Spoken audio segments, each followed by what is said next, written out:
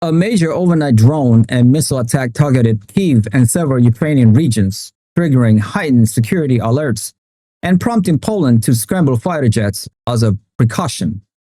The large-scale assault involved nearly 600 drones and dozens of missiles, resulting in civilian casualties, widespread power outage, and significant damage across multiple districts of the capital. Emergency crews worked through the night to restore essential services, battling fires in residential high-rises and surging through rubbles.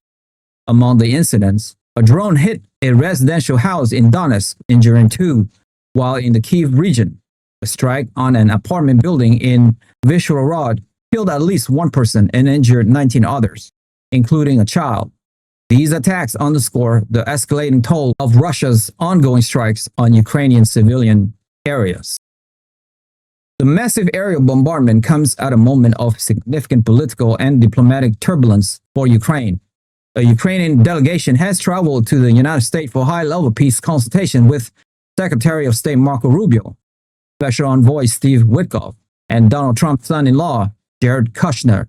The talks are focused on a U.S.-backed peace framework, which has undergone substantial revisions since an initial proposal viewed as favorable to Russia.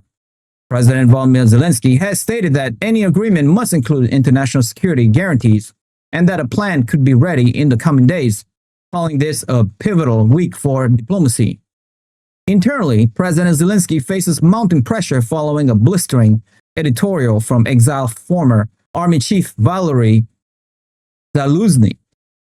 The editorial exposes strategic failures and years of neglect, seriously challenging Zelensky's authority. This internal criticism is compounded by external allegations from U.S. Congressman Pat Harrigan, who has publicly criticized Ukraine's leadership over widespread corruption. Harrigan alleged that a massive embezzlement scheme has diverted critical resources, eroded troop morale, and undermined military effectiveness, indirectly benefiting Russian operations. These revelations add pressure on Western donors and raise questions about the effectiveness of continued aid. European nations are grappling with their own divisions regarding how to support Ukraine and respond to Russia.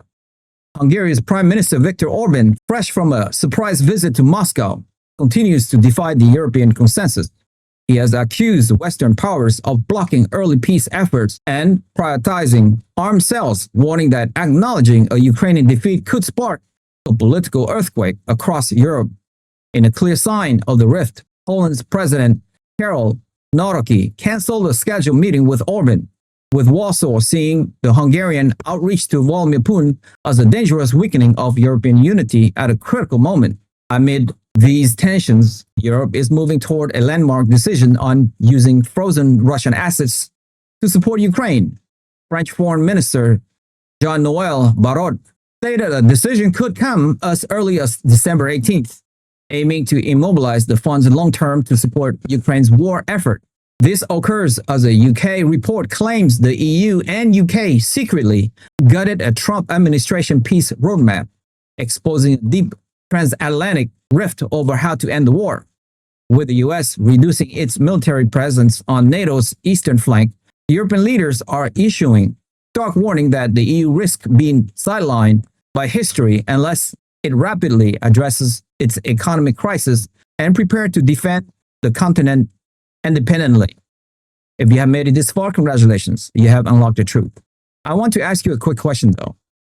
As high-stakes peace talks continue between Ukrainian and US officials, including Secretary of State Marco Rubio and Jared Kushner, what do you believe is the single most critical element, such as security guarantees, territorial compromises, or post-war reconstruction, that a sustainable peace agreement must include to finally end the war, and why?